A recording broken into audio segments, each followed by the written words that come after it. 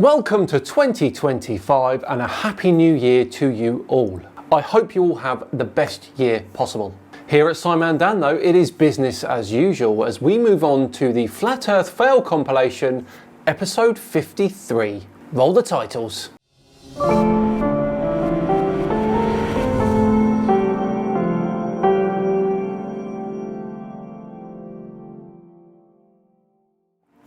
Hello all and welcome along to another episode of Flat Earth Friday with me, Simon Dan. Thank you very much for joining me. Before we begin today though, a huge thank you to the sponsors of this video, Incogni.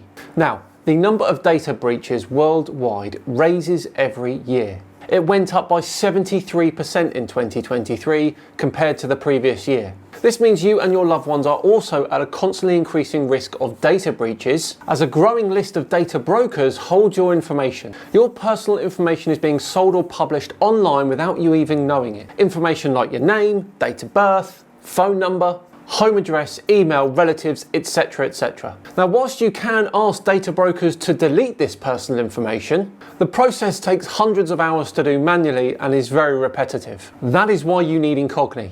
Now Incogni reaches out to data brokers on your behalf, requests your personal data removal and handles any objections from their side. And the whole process is automated, conducting repeated removals if your data pops up again. And that is what makes Incogni's yearly subscription fee especially advantageous. And you can protect your loved ones too with the family and friends plan. You can add up to 4 members on that subscription, meaning they benefit from the exact same service that you do. Now I've been using Incogni for over 18 months now, and this was the last report I got. I've had 152 requests for data removal completed in that time. 152, and it saved me 114 hours. Take your personal data back with Incogni. Use the code SIMONDAN at the link below and get 60% off your annual plan. That's incogni.com/SimonDan.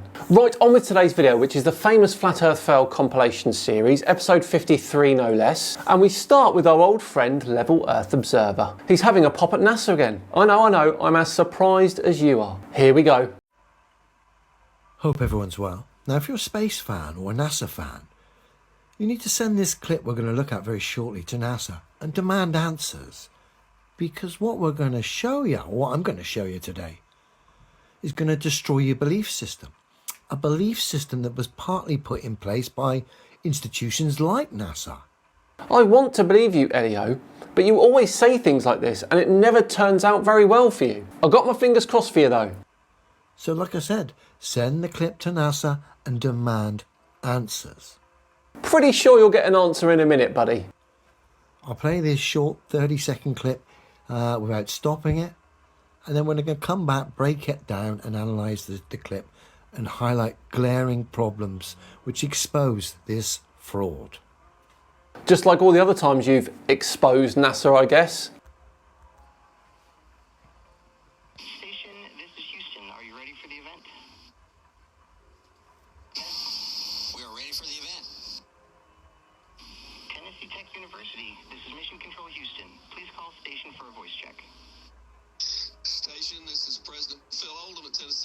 University. How do you hear me?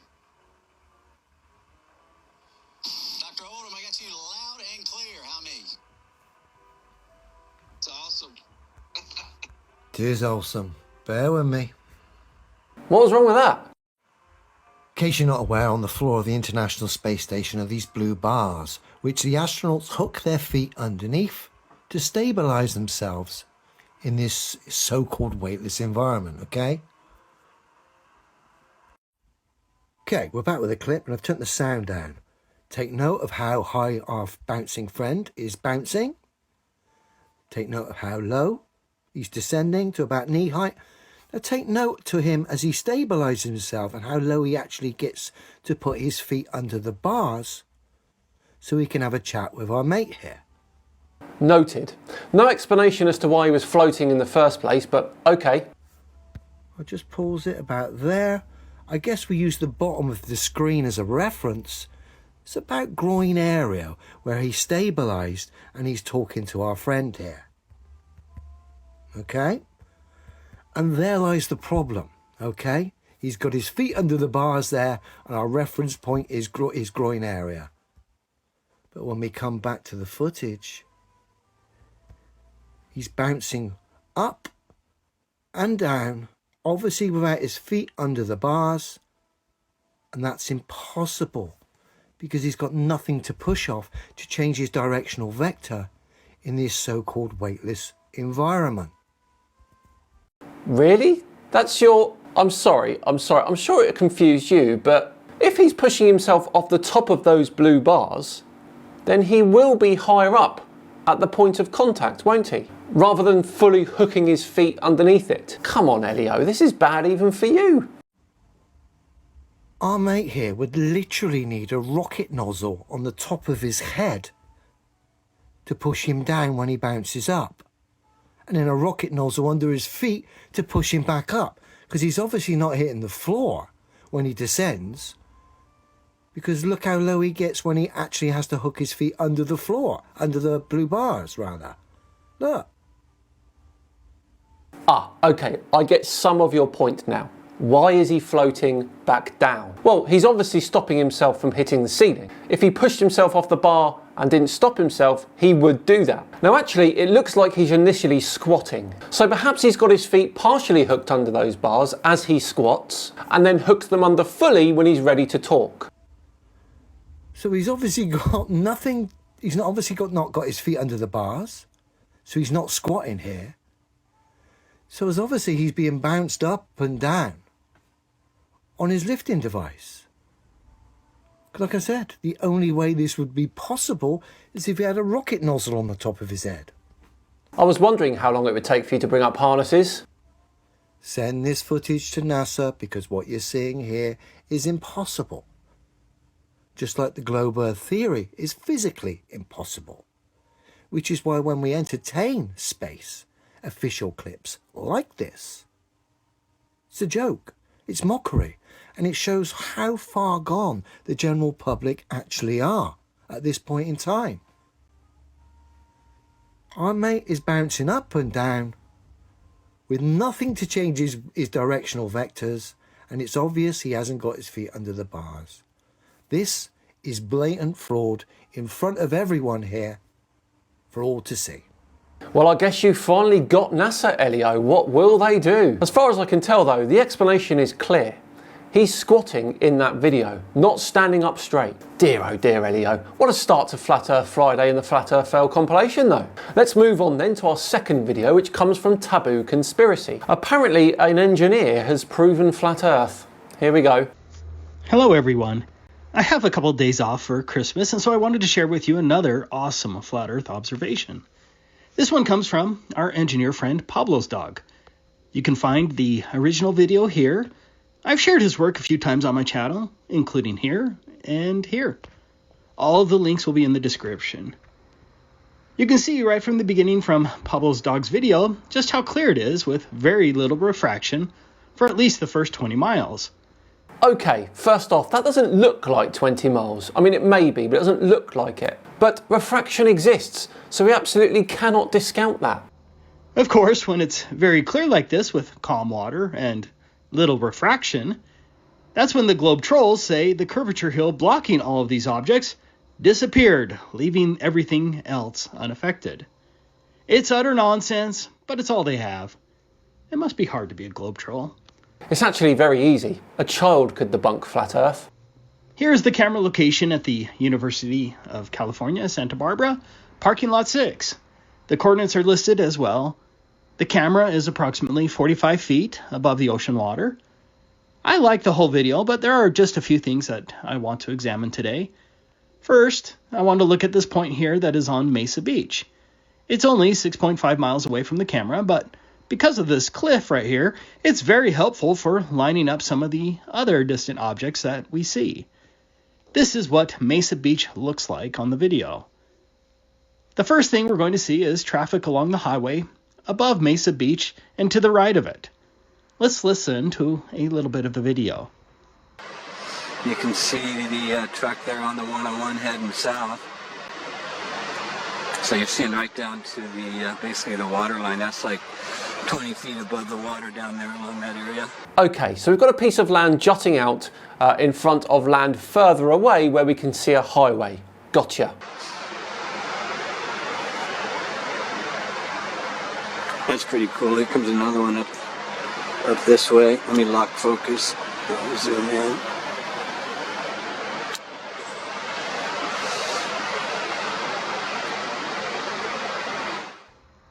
Based on that alignment, the traffic along the highway has to be at least 22.7 miles away from the camera. According to Google Earth, the elevation along the highway there is around 20 feet. Based on the globe math, 141 feet should be hidden.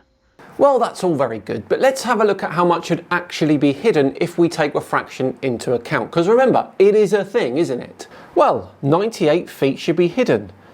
But that still seems too much, doesn't it? Obviously, all that traffic should be well hidden behind the supposed Earth bulge. Should it though? Because I think you're looking at the wrong piece of highway on Google Earth. There is a section of highway that is elevated by 30 meters. Now that's exactly 98 feet. Pretty sure that's what your friend is seeing here. Yes, this footage should be impossible. No, it shouldn't, as I've explained.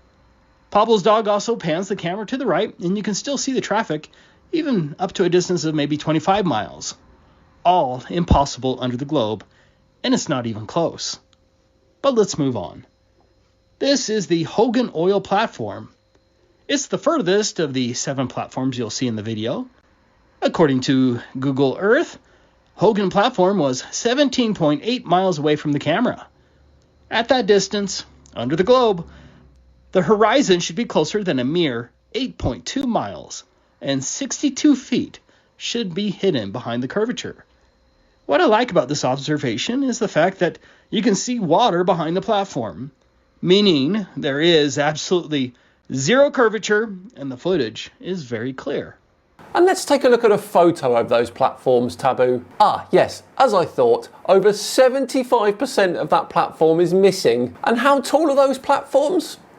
75 meters, which is 246 feet. So you're seeing exactly the amount of the platform that you should be seeing. Dear oh dear, what a fail this one is. Amazing. Let's move on to our third fail, and this one comes from the Flat Earth Sun, Moon and Zodiac app, or DITRH in old money. They want to explain the Himawari satellite photos. Should be interesting. Here we go.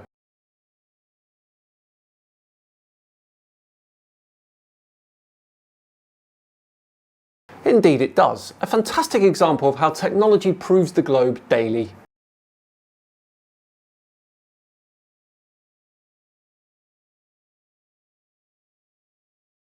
I thought this start was too good to be true. Then to just briefly show you how they generate a picture every 10 minutes with what appears to be accurate and current weather. This is basically what they do. Now, don't take my word for it, as I always say, go check it out for yourself. Well, that's not the most confident of starts, but let's continue. Number 1. They have already created and stored transparent images of the weather over the oceans using climate simulation software, which they openly admit right here that they've done climate simulations up to the year 2095.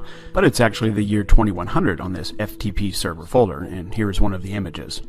And following some of the other images that you can find where the land masses are transparent, and they use all this simulation software to come up with the weather over the oceans. You know, since our weather data comes from our ground-based Doppler radar, and it's impossible to use ground-based systems to cover the entire vast oceans, so that's where the weather over the oceans comes from, their software simulations. This is simply not true. The Himawari takes real-time photos of Earth every 10 minutes, weather included. The climate simulation software uses data from Himawari, but it doesn't use it to create the photos. On top of that, you can often see bushfires in Australia happening in real time. Hard to fake that, don't you think? Number 2. Now, for the weather over the land, the NOAA has supercomputers that take data coming in from all over the world, Doppler radar feeds, and crunch it all together and combine it with the weather simulation data over the oceans, so they come up with a complete composite weather quote-unquote map, which is then wrapped around a ball in their 3D modeling software programs, just like we've shown countless times in our previous episodes with the Earth and the planets, etc. Again, incorrect, because the Himawari is in a geostationary orbit, which means it only ever sees one side of the Earth. Why go to the trouble of using supercomputers to predict clouds over the US when you don't even see the US with the Himawari? So, Then what we get are composite images like this that are created in the 3D modeling software. The current Doppler weather data over land and the simulated weather over the oceans, and it looks like this. So this particular image is on the FTP server and is date and time stamped with October 11th, 2017 at 11:05 a.m. I just chose one randomly. Yes, that is a real image. Don't forget, the Himawari takes images in infrared and near infrared too, as well as visible light. Notice the image shows you the weather for the whole ball and not just part of the ball that is lit by the sun at this particular time. No Terminator line or anything like that, right? Okay, now here's the kicker. Go to the other file folder, which is the images that we get to see and are told are real pictures from space. But what they've simply done is taken the weather map picture of the whole ball they created and they superimpose it over the blue marble data set, just like they said they did.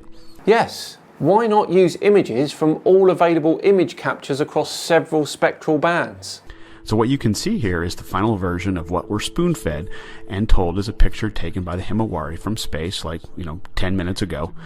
This is the image from the same date and time, October 11th, 2017 at 11:05 a.m. And you can see that the weather is exactly the same. The fact that you think this proves it's fake is hilarious. Of course it's the same. Himawari took that one too. Watch it closely. There's your weather map comprised of simulated and Doppler radar being used to complete a composite image.